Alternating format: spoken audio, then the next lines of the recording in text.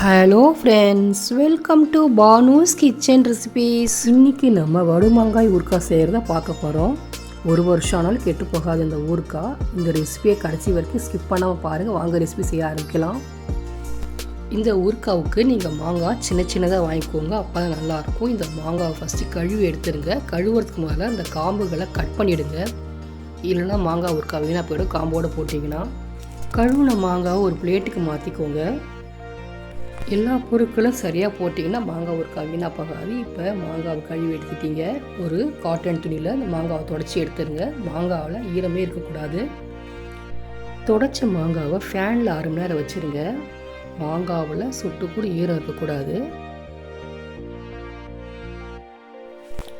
பேனில் 2 ஸ்பூன் கடுகு ஆட் பண்ணிக்கோங்க. கடுகு லைட்டாக சூடு ஏறின பிறகு வெந்தயம் 1 ஸ்பூன் ஆட் பண்ணிக்கோங்க.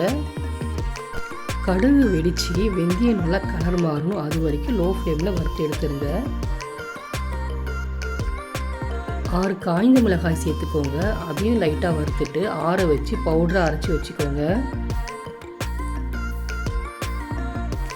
மாங்காயில் 1 ஸ்பூன் விளக்கெண்ணெய் ஆட் பண்ணிக்கோங்க. எல்லா பக்கமும் மாங்காயில் மிக்ஸ் ஆகிற மாதிரி மிக்ஸ் பண்ணிக்கோங்க. இன்றைக்கி நான் 1/2 கிலோ மாங்காய் வாங்கியிருக்கிறேன்.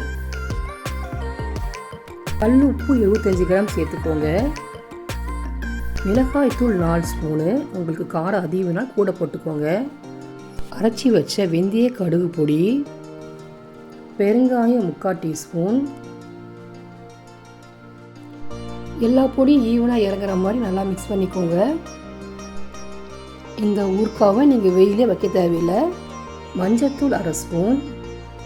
இதையும் சேர்த்து நல்லா மிக்ஸ் பண்ணிக்கோங்க. ஒரு காட்டன் துணி எடுத்து இந்த பானையை டைட்டாக காற்று போகாத மாதிரி கட்டி வச்சுருங்க.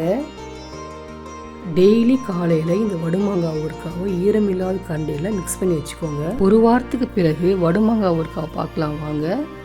நம்ம ஃபஸ்ட்டு சேர்க்கும் போது ரொம்ப ட்ரையாக தான் இருந்துச்சு. இப்போ 7 நாள் கழிச்சு பாருங்கள், நல்லா மசாலாவோடு மிக்ஸ் ஆகி வடுமாங்காய் ஊறுகாய் ரெடி ஆகிடுச்சு. வடுமாங்காய் ஊறுகாவை ஒரு பீங்காய் ஜாடியிலையோ இல்லை கண்ணாடி பாட்டிலையோ எடுத்து வச்சுருங்க.